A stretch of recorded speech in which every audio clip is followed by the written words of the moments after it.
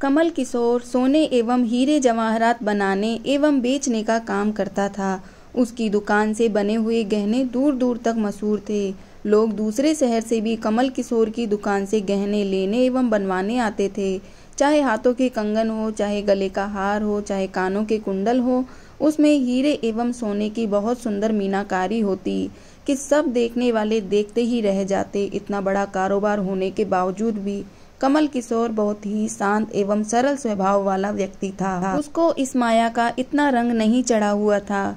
एक दिन उसका मित्र उसकी दुकान पर आया, जो कि अपने पत्नी सहित वृंदावन धाम से होकर वापस आ रहा था। तो उस मित्र ने सोचा कि चलो थोड़ा सा प्रसाद अपने मित्र कमल किशोर को भी देता चलूं। उसकी दुकान पर जब वह पहुंचा, तब कमल किशोर का एक कारीगर एक सोने एवं हीरे जड़ित बहुत सुंदर हार बनाकर कमल किशोर को देने के लिए आया था। कमल किशोर उस हार को देख ही रहा था कि उसका मित्र उसकी दुकान पर पहुंचा। कमल किशोर का मित्र अपने साथ वृंदावन से एक बहुत सुंदर लड्डू गोपाल जी का स्वरूप अत्यंत मनमोहक था, साथ लेकर आया। उसका मित्र दुकान पर बैठा तो उसकी गोद में लड्डू गोपाल जी विराजमान थे। कमल किशोर लड्डू गोपाल जी के मनमोहक रूप सौंदर्य को देखकर अत्यंत आनंदित हुआ। उसने अपने हाथ में पकड़ा हुआ हार उस लड्डू गोपाल के गले में पहना दिया एवं अपने मित्र को कहने लगा, देखो तो सही इस हार की शोभा लड्डू गोपाल के गले में पड़ने से कितनी बढ़ गई है। उसका मित्र एवं कमल किशोर आपस में बातें करने लगे। बातों बातों में ही उसका मित्र लड्डू गोपाल को हार सहित लेकर चला गया। दोनों को ही पता न चला कि हार लड्डू गोपाल के गले में ही पड़ा रह गया है। कमल किशोर का मित्र अपनी पत्नी सहित एक टैक्सी में सवार होकर अपने घर को रवाना हो गया। जब वह टैक्सी से उतरे तो भूलवश लड्डू गोपाल जी उसी टैक्सी में रह गए। टैक्सी वाला एक गरीब आदमी था जिसका नाम बाबू था, जो कि दूसरे शहर से यहाँ अपने परिवार का पालन पोषण करने के लिए टैक्सी चलाता था एवं वह टैक्सी लेकर काफी आगे निकल चुका था। आज उसको अपने घर वापस जाना था, जो कि दूसरे शहर में था। जब टैक्सी लेकर बाबू अपने घर पहुंचा तो उसने जब अपनी टैक्सी की पिछली सीट पर देखा तो उसका ध्यान लड्डू गोपाल जी पर पड़ा, जो कि बड़े शाही तरीके से पिछली सीट पर गले में हार धारण करके सुंदर सी पोशाक पहनकर हाथ में बांसुरी पकड़े हुए पसर कर बैठे हुए हैं। बाबू यह देखकर एकदम से घबरा गया कि यह लड्डू गोपाल जी किसके हैं, लेकिन अब वह दूसरे शहर से अपने शहर जा चुका था, जो कि काफी दूर था एवं वह सवारी का घर भी नहीं जानता था। तो वह दुविधा में पड़ गया कि वह क्या करे। लेकिन फिर उसने बड़ी श्रद्धा से हाथ धोकर लड्डू गोपाल जी को उठाया एवं अपने घर के अंदर ले गया। जैसे ही उसने घर के अंदर प्रवेश किया, उसकी पत्नी ने उसके हाथ में पकड़े लड्डू गोपाल जी को जब देखा तो इतनी सुंदर स्वरूप वाले लड्डू गोपाल जी को देखकर उसकी पत्नी ने झट से लड्डू गोपाल जी को अपने पति के हाथों से ले लिया। उसकी पत्नी, जिसकी 8 साल शादी को हो चुके थे, उसके अभी तक कोई संतान नहीं थी, लेकिन गोपाल जी को हाथ में लेते ही उसका वात्सल्य भाव जाग उठा। उसकी ममतामयी एवं करुणामयी आंखें झरझर बहने लगी। ममतावश एवं वात्सल्य भाव के कारण ठाकुर जी को गोद में उठाते ही उसको ऐसे लगा उसने किसी अपने ही बच्चे को गोद में उठाया है। उसके स्तनों से अपने आप दूध निकलने लगा। अपनी ऐसी दशा देखकर बाबू की पत्नी मालती बहुत हैरान हुए।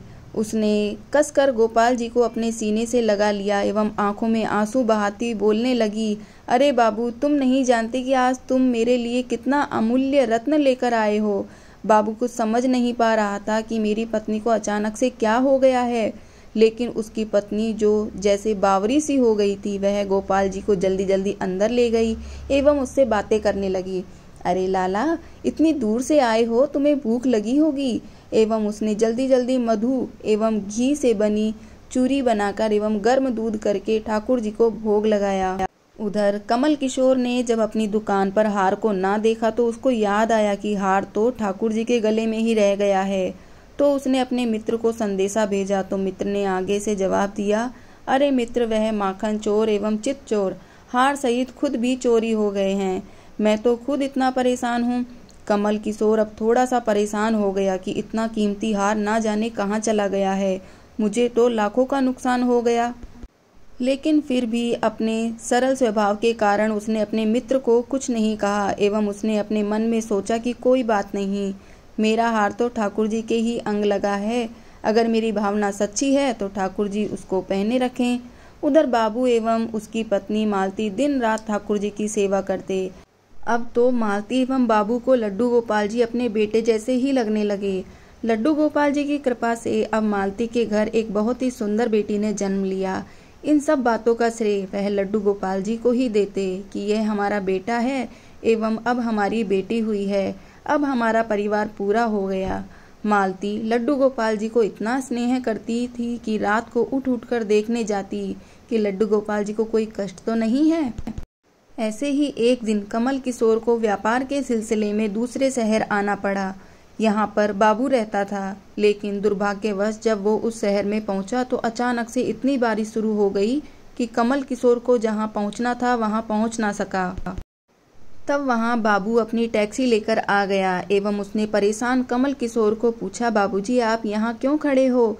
बारिश तो रुकने वाली नहीं है, सारे शहर में पानी भरा हुआ है, आप अपनी मंजिल तक ना पहुँच पाओ एवं ना ही कहीं रुक पाओगे।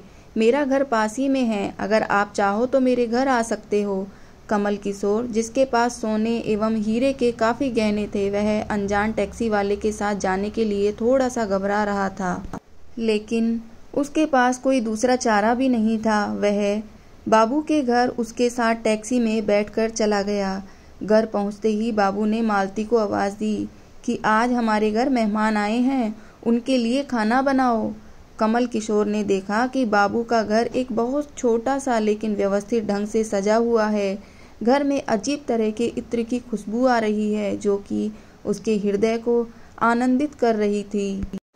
जब मालती ने उनको भोजन परोसा तो कमल किशोर को उसमें अमृत जैसा स्वाद आया। उसका ध्यान बार बार उस दिशा की तरफ जा रहा था जहाँ पर ठाकुर जी विराजमान थे।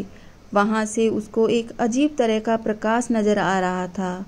तो हार कर कमल किशोर ने बाबू को पूछा कि अगर आपको कोई ऐतराज ना हो तो क्या आप बता सकते हो कि उस दिशा में क्या रखा है?